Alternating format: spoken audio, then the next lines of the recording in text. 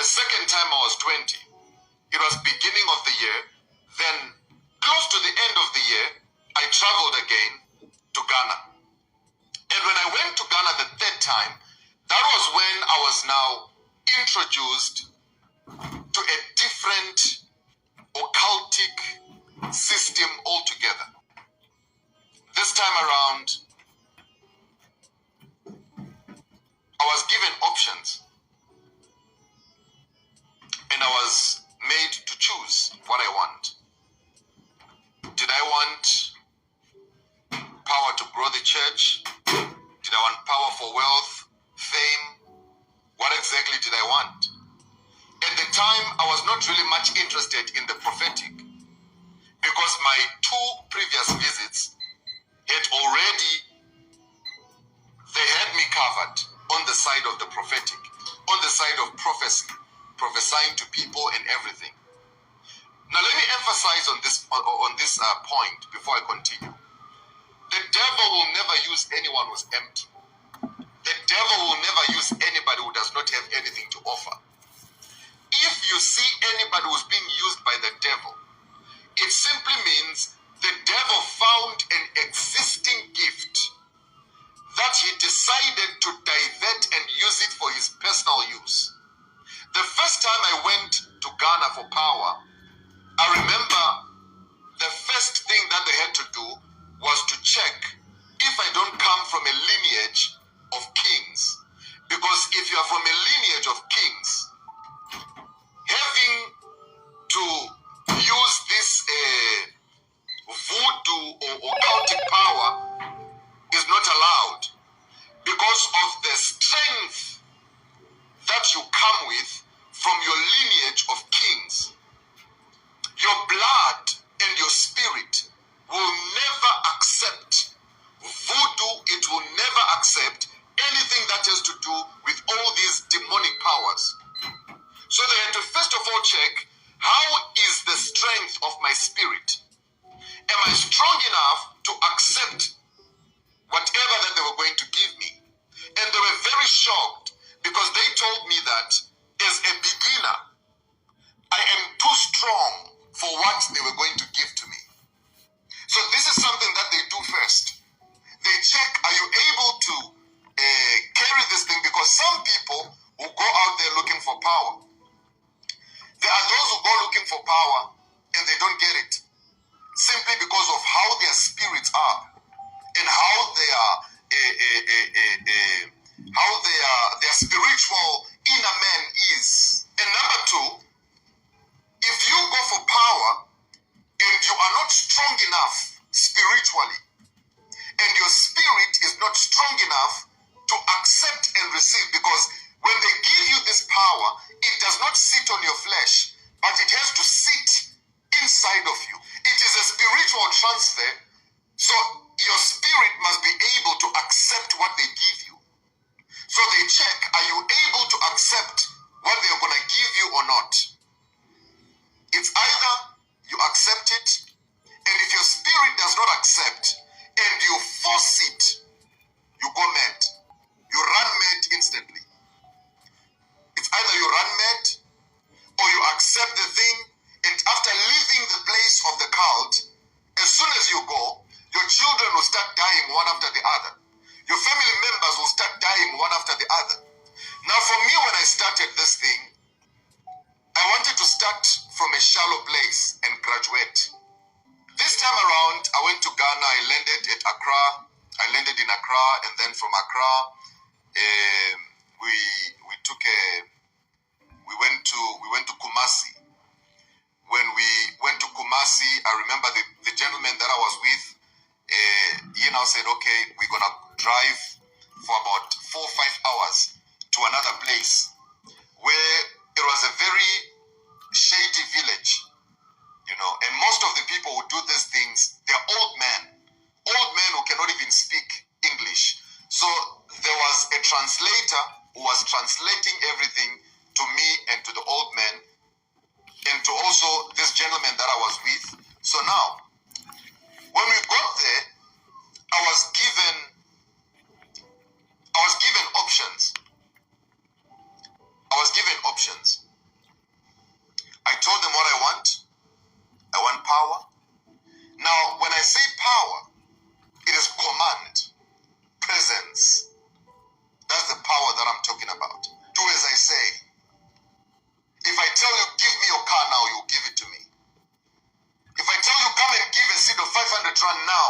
you give it to me. Even if it's your last money, you give it.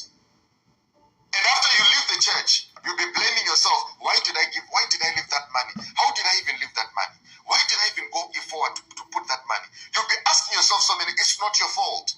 There is an invisible power that is driving you to come and do what you are meant to do. There is an invisible power. So now this thing, they put it on the tongue and they rub some of it on your body, so that when you arrive in a place, people will feel your presence. And this is how I was. This is how I've been.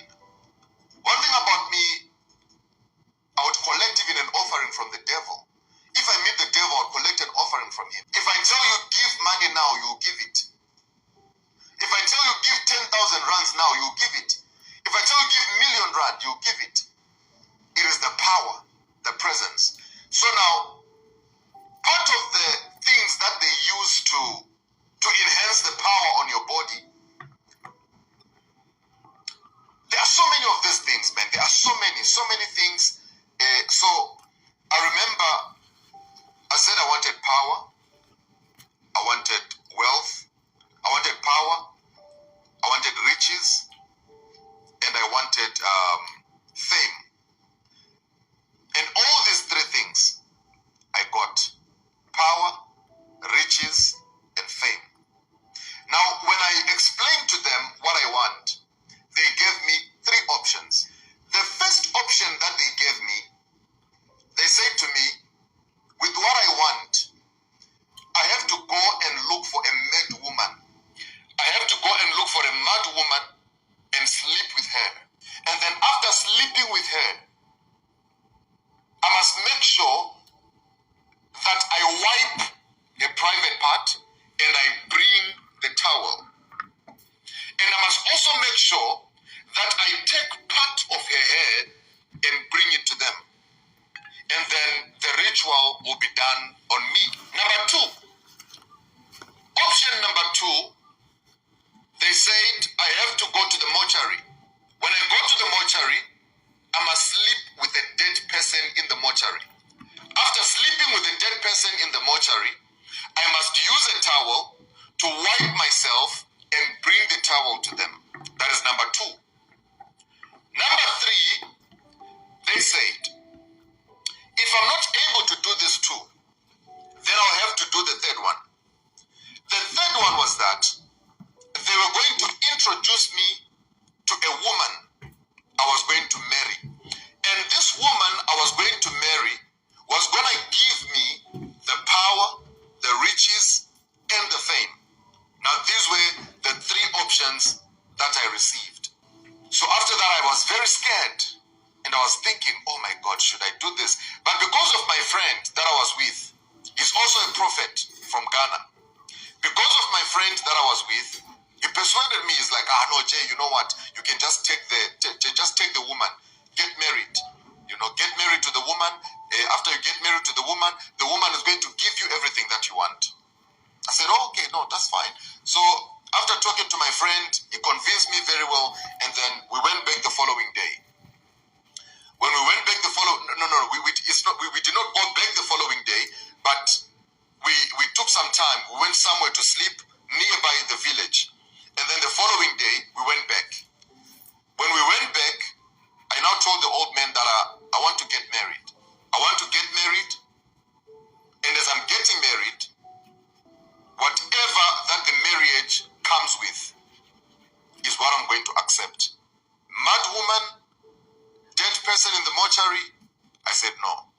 But in actual fact, there are some people who sleep with dead people in the mortuaries. There are some people who even sleep with mad women, all for rituals. To the mermaid that I'm married to. Because I can assure you right now, the day I will start giving out names of young South African pastors who came to me looking for power, you're going to be shocked. Many South African pastors came to me asking to have power. Even as we speak right now, many of them are still coming to me asking for power. Even busy talking about these things. Some are saying to me, we hear that you have repented, but please introduce us, men of God, to the place that you went to for power. I've told many of them, I'm sorry, I can't help you. With all this, I'm doing my rituals. Oh, I'm sleeping with girls. I remember there is one girl who was a colored girl in Apostle Jengeta's church, whom I saw. And when I saw that lady, I felt my things telling me that you are supposed to sleep with this woman. One thing that drew me so much to East London was the fact that when I arrived in East London, they told me that there is a sea in East London. I was very happy because now it was going to be very easy for me to go and do my rituals on a daily basis at the sea in the middle of the night. When I go to church, I will minister and prophesy in such a way that everybody will be shocked in the church. By the time we finished the revival in East London, we had already doubled the number that we found in that tent. I owe thousands of people in East London an apology. And I'm going to start with Mr. and Mrs. Malindi. So I started staying in Mr. Malindi's house. I believe that I owe them an apology for everything that I put them through, everything that I put their family through. I used power which was not of God. Hypnotized you and your entire family. Said that you don't want church anymore because of what you went through as you were serving me. I heard that even your family, your kids and all of them, they don't want to see church because of me. It will be hypocrisy in its highest order for me to continue lamenting, shouting and screaming on social media, and I don't address issues like this one. Mr. and Mrs. Malindi, together with your family, please find it in your heart to forgive me. So my arrangement with Tembo was that, Tembo, you preach, I prophesy, and I collect money. After collecting money, we split the money. You take half, I take half, and we go. So that was my arrangement. We went to Kwekwe for Darlington Spanda, ministered for Darlington Spanda. I prophesied. Oh, I prophesied. As a very young, very, very young, I prophesied, calling out people, come, this and that, this and that. The whole church was mesmerized. We collected money, money came afterwards, we finished, we did one-on-ones. Now, one-on-one, one thing you must know about one-on-one, I've done one-on-ones before. And my one-on-ones were even more expensive than all these one-on-ones that you guys attend and go to. My one-on-ones, I would even collect 10,000 rands just for one-on-one. And I used to say, when you come to my one-on-one, you pay probably 1.5 or 2,000. But after you come, I'll even make you to take out more money.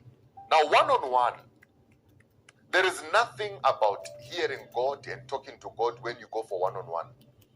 One-on-one is a money-making scheme. One-on-one is a money-making business. One of the biggest cash cows.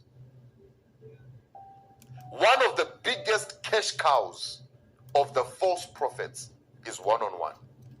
Imagine if a prophet, a false prophet, charges people like Muhlala charges, I think he charges, is it 2,000 rands for one-on-one or 1.5? I don't know. But imagine, let's just say for argument's sake, charges 1.5 per person for one-on-one.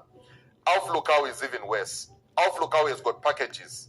You pay 5,000, you pay 10,000, you pay 50,000. Before seeing him, you must come with a seed. You can't see him for free. This is the criteria with all the false prophets. Now hear me, understand me very well. Any prophet who charges you for one-on-one is a false prophet. He is not a man of God. I will repeat again. Any false prophet that charges you for one-on-one, why should you pay to hear the voice of your own father? Why should you pay a certain amount of money to hear what God has to say to you as his child? Now, during one-on-ones, we used to collect money. You'd come to one-on-one, we'd tell you about cases that don't exist. This is how I used to do one-on-one. When you come to my one-on-one, I'll tell you there are cases in your family. 45 cases that has to be broken. And I'll ask you, how old are you? You tell me you are 35 years old. I'll tell you, go and bring 35,000 rands that we are going to use to break the case that I saw. After prophesying to you accurately, telling you your name, telling you details about your family, telling you details about your life, and then I tell you, bring 35,000 rands. On top of that, I tell you, what is 35,000 rands compared to your life? Do you prefer losing your life or bringing 35,000 rands? You bring the money. So one-on-one, there is nothing godly about one-on-one. One-on-one is all about collecting people's monies, that's all. Imagine if 100 people come to see me in one service for one-on-one, and I'm charging them 1,500 rands per person. Let me calculate. Now 1,500, right, times 100 people. That is 150,000 rands. That is made on one day after seeing 100 people for one-on-one. On top of that, when they pay 1.5 to meet you for one-on-one, when you meet, especially these ones who sell oil like the Nana Pokus, the Mutlalas, the Spumukwenas, and all these ones who are selling oil, after paying for one-on-one, on top of the amount you pay for one-on-one, they'll tell you go and buy 4 bottles of oil. One bottle of oil costs 2,000 rands. One bottle of oil costs 700 rand. Imagine how much money is made on one day, one service. We are not counting the tithes that have been collected in the church. We are not counting the offerings. Let's say the church has got 5,000 people, and each person gives an offering of 10 rand. Let's calculate how much is that. A church with 5,000 people, and they give 10 rand per person. Let's calculate. That is 50,000 rands in one service. When you go home, you say, I just gave 10 rand. But you don't know that those 10 rands put together, they are amounting to a serious amount of money. Then when the papas go and they buy the Bentleys, the Ferraris, the Rolls Royce, and the private jet, they come and stand and break in front of you. Our God is a good God. You think I can buy a Bentley with your offering money? Ask the deacons here, the ones who count offering, because they are also part of the scam, and they are also criminals like the pastor. They'll all agree. Yes, Papa, is true. Sunday service, the offering is not even up to 10,000. But what about the one-on-ones? What about the seed collection? What about the tithes? What about the offering? What about the, so church has become the biggest crime scene that police will never attend to in Africa. Hear me and hear me well. It will never change until or unless somebody rises up to change it. After visiting Benin, I took another journey again, visited another place, where in that place I did not get much. Even the rituals was not much. Then the third place was where now I was now introduced to the marine woman that I was married to. I used to sleep with the marine woman on a daily basis at night. So the way that these powers work, if they give you power and you go and sleep, that power will not work. So they have to give you power and then you go and work. Then the power will work together with you. So coming from the marine woman, I was already geared up and ready to face the world. By the time Tembo was coming to take me all over, I was already in a marriage with the marine woman. Because of the sacrifices that are done in these churches, the growth of these churches is based on the blood, on how much blood is being shed. The more the blood is being shed, the more the church grows.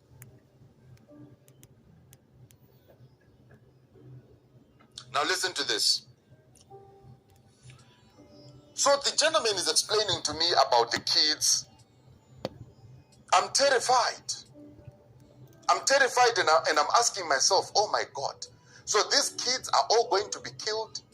Then he said, yes, they're all going to be killed for rituals. I'm looking around, I'm even seeing some of the people with the hatchback. They're moving around in the place. And they look like zombies. When you look at them, they look like they don't even know what's happening. They look like zombies. And then he said to me, oh, no. You see, the ones with the hatchbacks, even yourself, you are going to receive something that is going to have the meat of that hatchback. Now I'm terrified. I'm asking myself, why did I even come here? Am I ready for this? Am I ready for these blood sacrifices that are going to be done? Am I ready? Oh my goodness. Am I ready for what's going to happen here? Oh Lord Jesus Christ, help me, Lord. Just open the ground and let me disappear into the earth. Now as I'm listening and as I'm listening to this guy talking, he's even laughing and saying, no, don't worry. A time is going to come. Don't start with blood sacrifice because you might go mad. You need to graduate in these things. You don't start with something heavy. You start with something light. Then you grow with it. The reason why Bushiri's daughter died, the one who died in, I think he was already in Malawi or he was still in South Africa, I can't remember. But he died during the time of the commotion of Bushiri. There was so much commotion and chaos that was happening in Bushiri's life at the time. So many people had died before to sustain Bushiri's church in South Africa. The church of Bushiri in South Africa was sustained by the blood of South African innocent people. That is why when things got tougher and tougher and tougher, where Bushiri went to do rituals, he was introduced to that place by Jeremiah Omoto Fufein. Where he was introduced by Jeremiah Omoto Fufein, they now said to Bushiri, you've been doing these things for a long time. The only way for you to survive the wave of this attack, there is no amount of the blood of your members that is going to sustain you this time around. What is required at this moment is the blood of your own kind of blood, is the blood that is required as a sacrifice. He battled with it up until he had to let go of his daughter. Bushiri sacrificed his own daughter willingly as part of the rituals that he was doing to sustain himself. That is why you see that Bushiri's case in South Africa was hot when he was still in South Africa. Now that he's no longer in South Africa, he's flourishing again in Malawi, is because of the sacrifice of his daughter, which he made recently.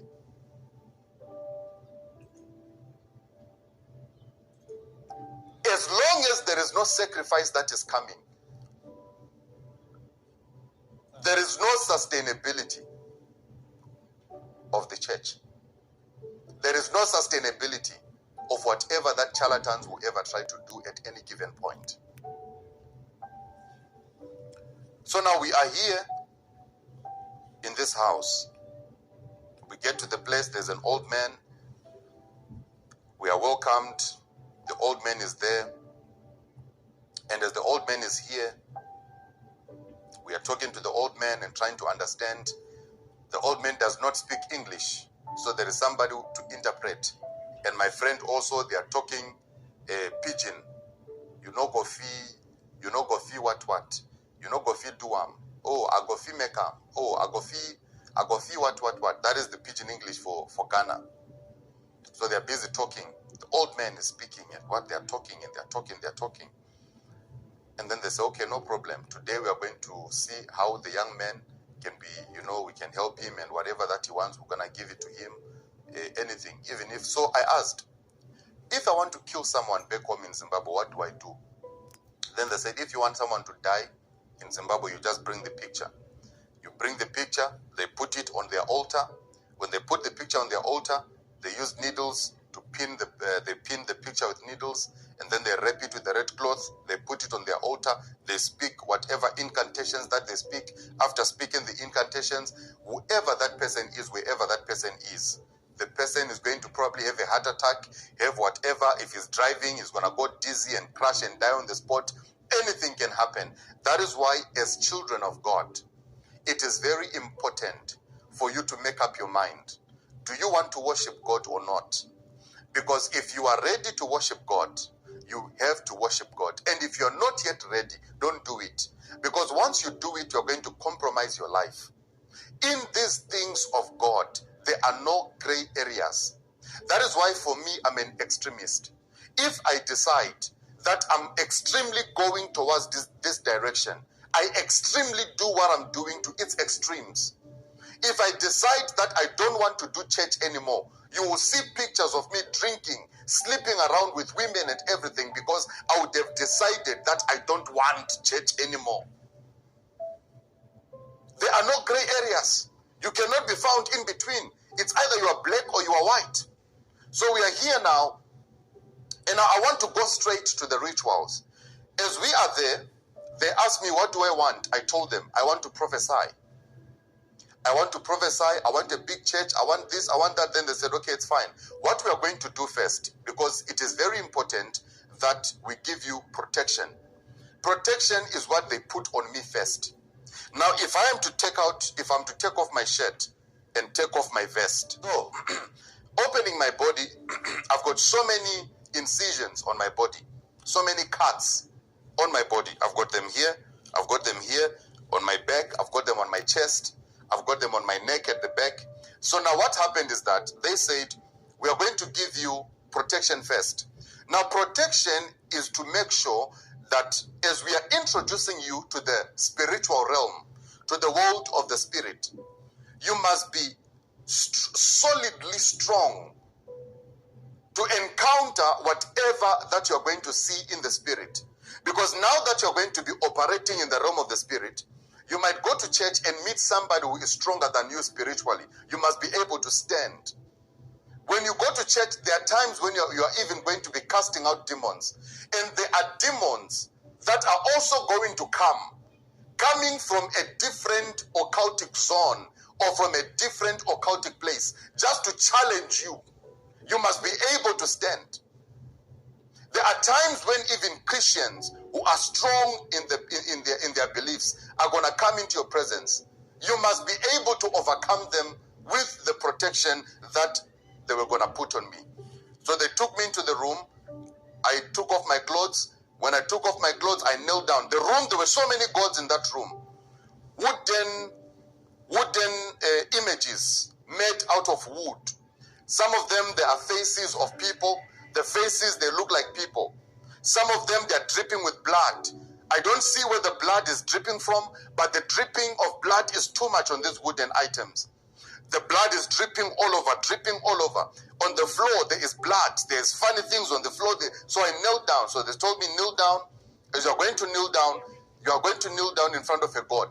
As you're kneeling down here, the name of the god you are going to start worshiping from today is called Atovi.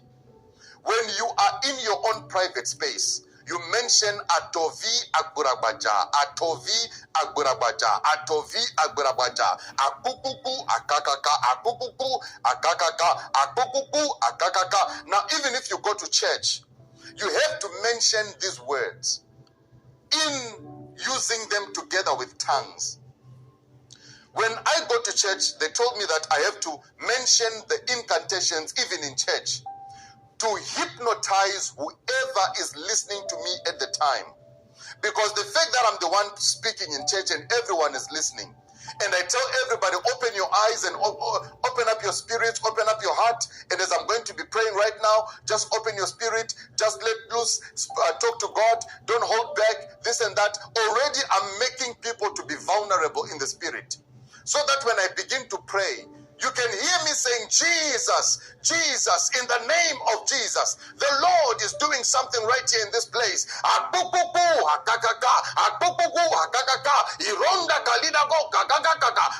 So now when you are listening, you will think I am praying in tongues, not knowing that this is a language that I am using that cannot be understood by people who do not have spiritual ears. It is a language that can only be understood by people who are spiritually awakened. That is why it is not every tongues that you are supposed to listen to.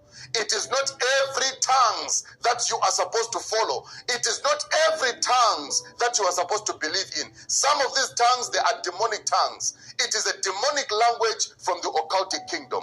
Some of these tongues, they are demonic tongues. It is a demonic language from the occultic kingdom. So they told me in that place that as you are here, you are going to kneel down. I knelt down, and then they told me this, your God, the name of the God is Atovi. Atovi is the name of the God from Benin in Cotonou. So then I knelt down. Then they started talking. As they were talking, they brought some things, some leaves. They started rubbing some leaves on my head, on my body, everywhere rubbing. And he was busy talking and mentioning other languages and everything. He took some things. He drank. He spit it on my head. He spit it on my face. He spit it on my body. And then it was a whole lot of funny things that he kept on rubbing on me. So when he finished, he now took me to the other room where he started cutting my body. He started cutting my body. He did 3 cuts here. 1, 2, 3. 1, 2, 3. 1, 2, 3 on my back. 1, 2, 3 here. 1, 2, 3 here. 1, 2, 3. 1, 2, 3 on my hands. I think it was on my. I can't remember. Was it on my hands or what? I think it was somewhere on my hands. It was somewhere on my hands, at the back, everywhere, all over my body. So when I asked, what is the purpose of this? So they were cutting me. Then there's this black stuff. I believe they made it out of the charcoal. You know, after burning firewood, there's that black charcoal that remains. I think they crush it, then they mix it with whatever they mix it, and then it is that thing that they used to rub onto the incisions. After cutting, they rub that thing into the body. They cut, they rub it into the body. They cut, they rub it into the body. So now this is how they did it. Now this was the protection part. Protection was done. They put the incisions, everything. Then they told me I must just go and sit by the sun. Sit maybe for like 30 minutes to an hour or so. Then after that, they took me in. There was water. In this water, the water was full of leaves and different things. Then they took a chicken, cut off the head of a chicken. Then they put this was the next phase. This was the next part of the whole thing that was happening there. So now they took me to another place again, knelt down again. Then they bring this bucket full of water, leaves and everything. Then they take a chicken. They took a chicken. They cut off the head. The blood, they smeared the blood all over me. They smeared the blood all over me. They took the chicken, smeared the blood, cut another one, smeared the blood all over me. Then afterwards, they took the water that they mixed with some leaves. Then they poured all that water on my body. And they told me to dry up. And then after I was dried, now that was the second part of the initiation. The third part, I came now where they were now introducing me to the God. I knelt down before him. I knelt down before this God. They began to speak some words. Speak some words. They told me to repeat the same words. They said the words, I repeated. They said the words, I repeated. And then afterwards, they told me, this is what you're going to do. You're going to speak. And then you speak. When you speak, whenever you speak, you must use these words, which is the Atovi Agurabaja. Even when I'm praying, those enchantments, those incantations are supposed to form part of my prayer. So I finished that. When I was done, they gave me a horn. This horn was a very big horn like this. Then they told me each time I want to pray, I must make sure that I present the horn in front of me. Each time I'm praying, I must cut chicken, smear the blood on top of the head of the horn, smear blood and pray, use my gin. I have to take gin, drink it 3 times, spit it on the head, lick the head 3 times, and then speak whatever that I want in form of prayer.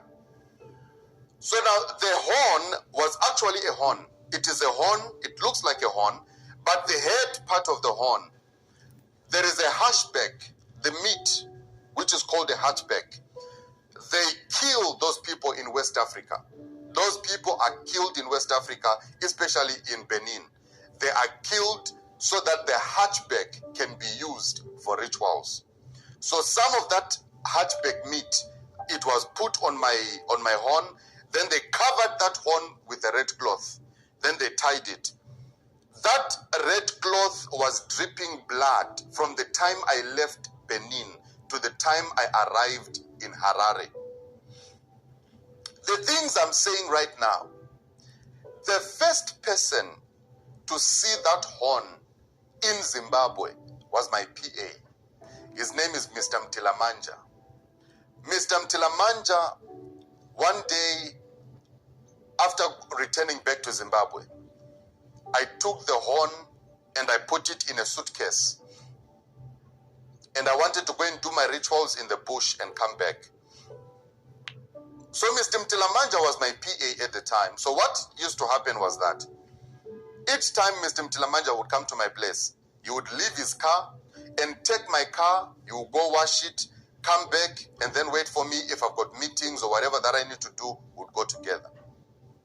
So I'd love to believe that this one time, Mr. Mtilamanja came, he took my car and he took it to the car wash. When he took my car to the car wash, I'd love to believe that it was on that day that Mr. Mtilamanja, who was my PA back then, it was the time of Owen Ganda, Pastor Owen Ganda from Zimbabwe, Pastor Peter Manza, Manza Senior. It was the time of Pastor Nubu. I remember those days, you know. So, when he went to the car wash to wash my car, I think he opened the boot. And when he opened the boot, he felt a smell, because there was a very serious smell that used to come from that bag, especially from the horn. So I'm sure he opened that bag and he saw the horn inside. That was the last time I ever saw that man. He was my PA. He called me and he told me that he left my car at the car wash. I must go and collect it. That was the last time he ever came back to church. I never saw him ever again from that day. So when they gave me this horn in Cotonou, they told me, when you go, this is what you do. If you want to go to church, you want to lay hands on people so that people can fall down. You just go, you speak on the horn, you touch the horn. The hand you are going to use to touch the horn, go and use that same hand to lay the hand on people. If you want to go and collect offering, just lick the head of that horn and pray on it and speak what you want. You go to church, you collect any amount of money that you want to collect. If you want to collect a car from somebody, you just have to lick it and you collect whatever you want from that person. If you want to collect anything you want to collect from any person, you lick it and then you go, you collect. So I started doing this at a very young age. So they gave me the horn. I flew with the horn. I asked them, at the border, are they not going to ask me, what am I doing with this horn? And then they said, no, don't worry. No one is going to stop you. As brave, just to show you the amount of bravery. By the way, in West Africa, if I was to be caught in West Africa with that horn in my bag, I was going to be in so much trouble. So if I was to be caught at the time with that horn in my bag, I was to be in so much trouble. So much trouble that I was never even going to explain, because actually in West Africa, Nigeria, Ghana, and all those countries, there is a police department that deals with the cult. They arrest you in Nigeria, in West Africa, if you are part of an occultic group. You get arrested for that. So because of my bravery, I took the horn and I said, I'm going to take the horn. So we took the horn from there, we crossed over to Togo. From Togo, we crossed over back to Ghana. Then in Ghana, when we arrived in Ghana, it was now time to prepare ourselves to go back, to prepare myself to go back to Zimbabwe. Now, the night before we had to go back to Zimbabwe, now this is the story I wanted to tell you as I'm getting ready to wrap up. We got back. This friend of mine that I was with, the friend of mine that I was with, we go to the hotel. And then as we got to the hotel, we drove out at night. We went to some place. Are people who are wearing suits, properly dressed, or Nigerian outfit, or people with money. Those are the only people that they allow to enter inside the church. Now, if you booked and you did your booking through their website, where you would pay maybe a certain package of amount, a certain package of money. We did not do all those bookings, paying package of money, then paying for hotel and what. That is another money-making scheme that TB Joshua was using when he was alive. So he knew that Africa is desperate for miracles, and they used to show all these miracles on TB Joshua's television. So now when you see the miracles on TV, you definitely also want to go and be there. But when you get there, it's a different game altogether. Even the prayer line itself, they would make sure that they interview you first before you join the prayer line. They write all your problems on the card, they interview you, and then what, and then... So even the people that TB Joshua used to prophesy inside the church, these are people that his agents would have already spoken to already. He would have already spoken to them. Some of them, when they are doing the bookings online, he would have already spoken to them. The agents would have already spoken to these people. Now, or some of them, their information is already captured online. So when TB Joshua is coming into the service, he already knows who he's going to talk to. He already knows who he's going to talk to. Now, the witchcraft part of TB Joshua comes into play when now TB Joshua comes into the church. And when he comes into the church, he begins to cast out demons. Now, most of the demons that TB Joshua used to cast out of people, these were demons that belonged to him. TB Joshua was a witch. TB Joshua was practicing witchcraft. Before TB Joshua was doing all these charismatic things and everything, TB Joshua used to be a white garment pastor. He used to be a white garment pastor using the marine powers to operate under the marine kingdom. There was no soul winning in TB Joshua's ministry. All that TB Joshua's ministry was all about, it was all about theatrics, it was all about casting out demons, it was all about making people vomit in church, it was all about luring and getting more and more customers from across the world. Because at the time, as young as I was, being taken to synagogue by Mr. Udemba and Mrs. Udemba, they wanted me to go and receive prayers from TB Joshua as we were starting the ministry in Zimbabwe. And they also wanted me to be a son of TB Joshua as we were starting the ministry in Zimbabwe. So all that never happened. We never got an appointment and everything. And I mean, I just kept on looking at everything. It's not as it looks on TV. The point that now TB Joshua is coming to this angle. Before TB Joshua comes to pray for people in this direction, they'll make it a point that they fill up all the empty seats. They would ask people who are sitting on this side to say, please come and sit here, just to fill up the empty seats, and then they focus the camera there. Once the camera is focused, TB Joshua comes in. All that will take some time. Now, when they're about to film on the other side, they'll make sure that they plan it first, and then before TB Joshua goes there, it is properly planned, properly arranged. Those he's going to pray for, they put them in front, and then TB Joshua comes, he starts tapping them, then he says, you, who are you? Who came with you? I'm seeing this, I'm seeing that, I'm seeing this. So, now, these are some of the things that you would never see on TV. These are some of the things that you will never see, even right now, on television. Because these are things that they do behind the scenes. And apart from that, we had an interview some time back, I think in 2020, when we were talking about TB Joshua. There's people like Bisola online who are victims of TB Joshua. We had an interview some time ago in 2020 when we were talking about TB Joshua.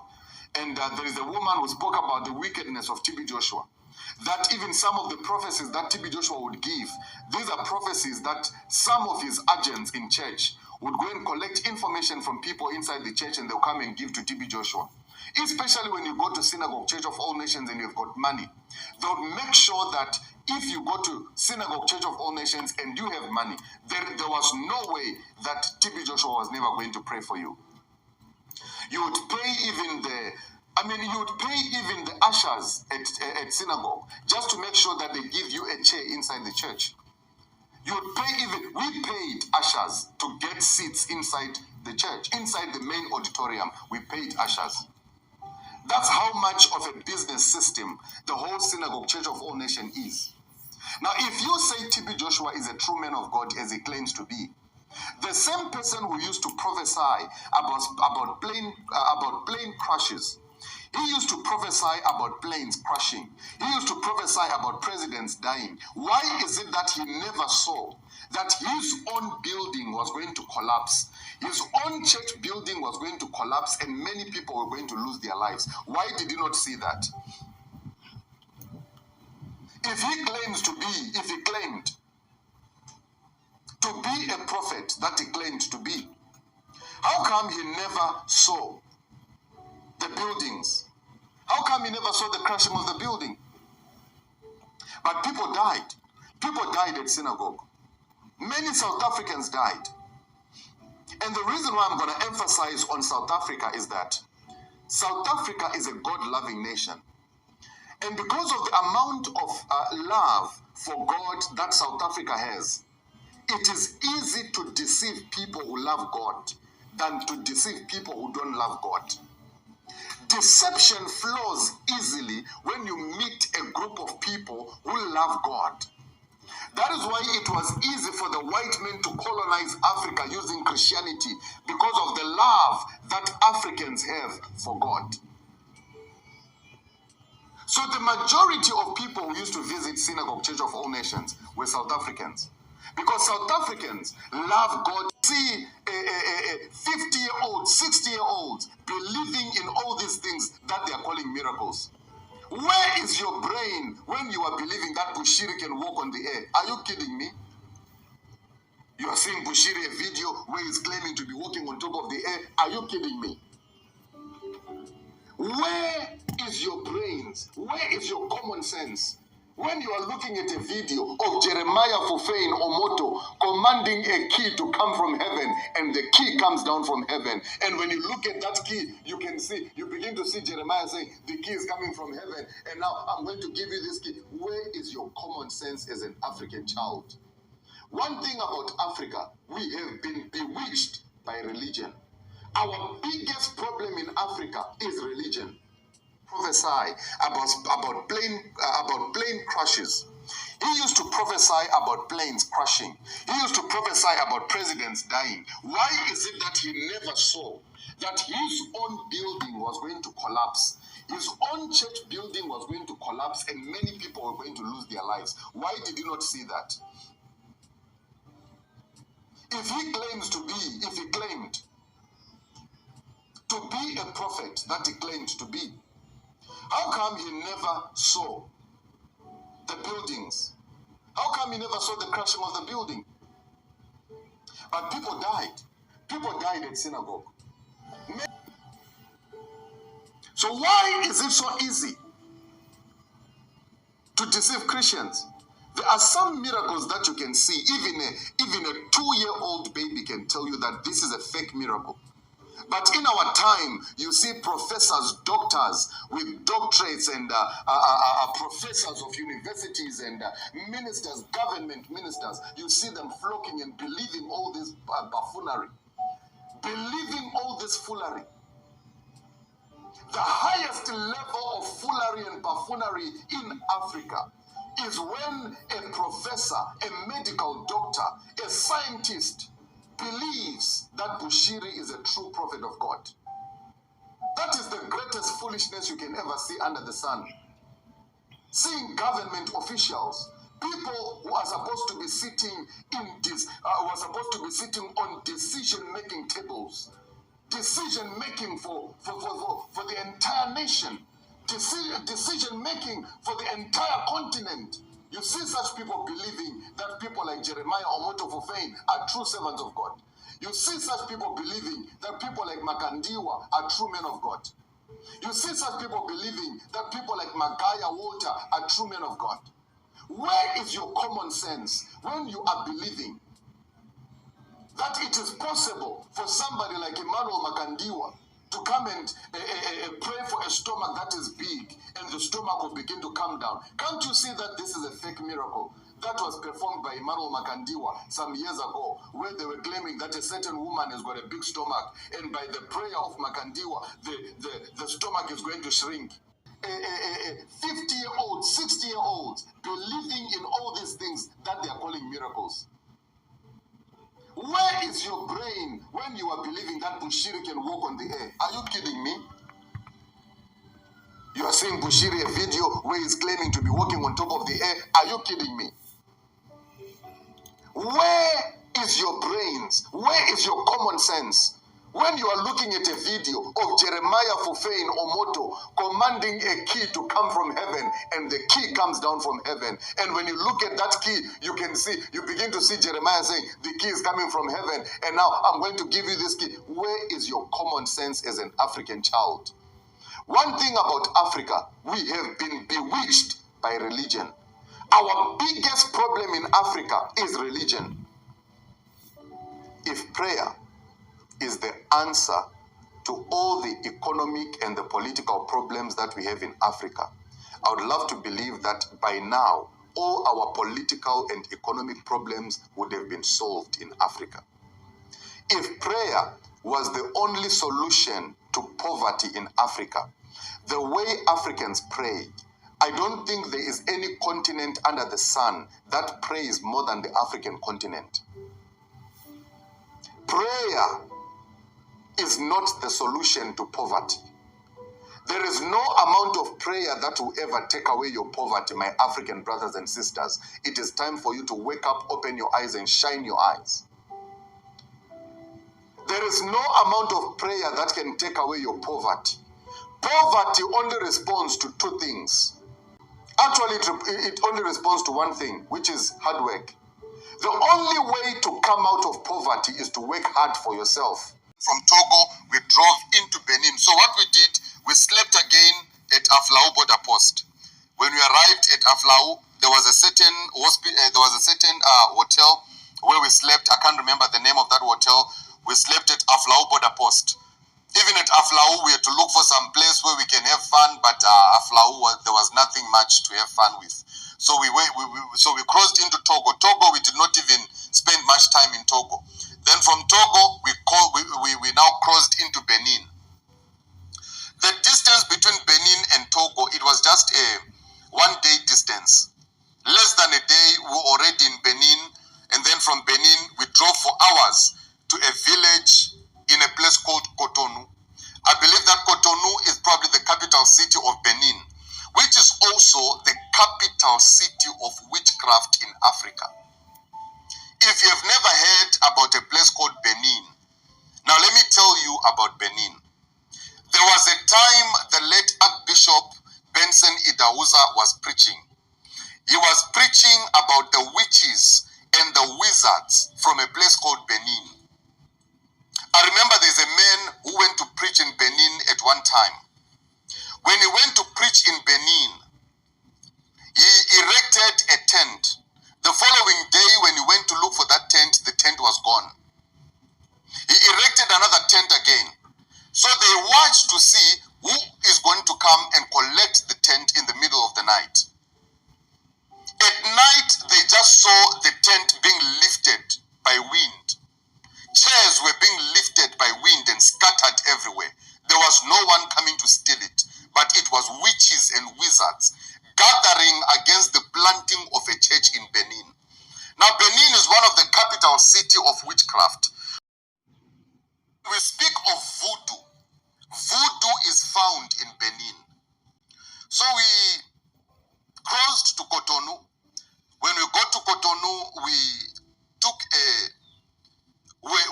a taxi. We went to the village. Deep down into the village in Cotonou. When we arrived in Cotonou, I remember the gentleman said, no, we have arrived. We had to walk again just a distance to get to the village where we were going to go to get to the house that we were going to go to. When we arrived there in Benin, in Cotonou, this was an old man. And as we were arriving there were so many friend a question. I said, why is there so many kids? Like, whose kids are these? And these kids are playing. Some of them are even naked. They're just playing around. Some of them are eating. Some of them are playing. There's just too many kids. What's happening? Is there a children's home here or what? And then what my friend told me, it shocked me. I was extremely shocked by what my friend told me. He said to me, these kids, they are the kids who go missing in the city. These kids are the kids who go missing in the city. Whenever you hear that kids are missing, whenever you hear that kids have been abducted, whenever you hear that kids have been kidnapped, they bring those kids to this place because they use them here for business. There are people who travel to that place to go and do money rituals. Some of them, when they get there, they are required to do blood sacrifices, and they do not have families. And the blood sacrifice that will be required at the time, it will be a sacrifice of a child. And if they do not have the children, they have to buy the children from that place. So those who go for money rituals are the ones who end up buying the children. So you buy a child who went missing in the city, and you do money rituals using the blood of that child. I remember I was shocked when he was explaining to me. I said, really? Tell me about money rituals, because I was very inquisitive. I wanted to know more. Money rituals. Can I do money rituals? I asked him. I said, can I do money rituals? And then he said, it's up to you. It depends on how strong you are and how your heart is strong. You can do even money rituals if you want. So I said to him, really? What is the requirement for money rituals? And then he said, when it comes to money rituals, there's no two ways. It is a blood sacrifice and nothing else. And if you want your money ritual to be effective, you must make sure that if you are married, you sacrifice your wife. If you're a woman, you sacrifice your husband, or you sacrifice your children. The problem with doing the money rituals is that every year, according to different occultic places where you can go for money rituals, there is a requirement for a sacrifice that has to be done on a yearly basis. Now, coming back to Africa, Bushiri was part of the cult. That is why many people used to die in Bushiri's church on a yearly basis. The reason why Bushiri's daughter died recently, Bushiri's daughter died just during the time when there was so much chaos in Bushiri's life. That was when Bushiri's daughter died. I'm going to explain this thing in this way. Before, when Bushiri was in South Africa, he was doing his church. Many people were dying in Bushiri's church. For every mega gathering of Bushiri that he did in showgrounds in Pretoria, there were people who used to die in each and every one of those gatherings. And those deaths were not just normal deaths. They were sacrifices that were being done by Bushiri. The same way that people used to die during Michael Jackson shows, this is how it also happens in the cult through church. The same way people died in TB Joshua's cult in Nigeria when there was a collapsing of a building, those were all sacrifices that were being done. Sacrifice, there is no sacrifice without blood. These false prophets are in deep spiritual covenants that are bound by blood, and they are protected and strengthened by people's blood on a daily basis. It is the blood of the people that is sustaining some of the churches that you see. That is why after every death of any person who dies, there is always something that happens in every church. If the church is a cult and someone has died who is a member of the church, they don't announce the funeral. The funeral is not announced in the church. Why is it that the funeral is not announced? It is part of the system. It is part of the plan. Now think of how many churches, mega churches, that do not announce funerals. Something just happened just a few weeks ago. There was a young man from Zimbabwe who died in Pastor Anosike's church, Anosike from Cape Town. A young man who died in Anosike's church. When that young man died in Anosike's church, he was part of the music ministry who labored tirelessly for the music department of Anosike's church to stand. But when it was time for the death of the young man, when the young man died, his burial was not even announced in the church. His death was not announced in the church. The burial was never announced. They never even helped the family with anything. I received the story in my inbox and I was moved to tears to say, why is this thing? It happens in so many churches. The young man was part and parcel of the ministry. Only yesterday, I saw a post on Anosike's church, on Anosike's Facebook post, where he was posting and saying that he resurrected a person who died in his church yesterday. Another Auflukau stunt. Anosike is claiming to have resurrected somebody in his church. Yet when a real death happened, they don't even comment about it. They don't even announce it. But when something is fake, when the death is fake and arranged in the church, they want to make noise about it on social media. Anosike, if you really claim to be a true man of God that you claim to be, why did you not resurrect the first young man who died, the one who was serving in your church? Because of the sacrifices that are done in these churches, the growth of these churches is based on the blood, on how much blood is being shed. The more the blood is being shed, the more the church grows. Now listen to this. So the gentleman is explaining to me about the kids. I'm terrified. I'm terrified and I'm asking myself, oh my God, so these kids are all going to be killed? Then he said, yes, they're all going to be killed for rituals. I'm looking around, I'm even seeing some of the people with the hashback. They're moving around in the place. And they look like zombies. When you look at them, they look like they don't even know what's happening. They look like zombies.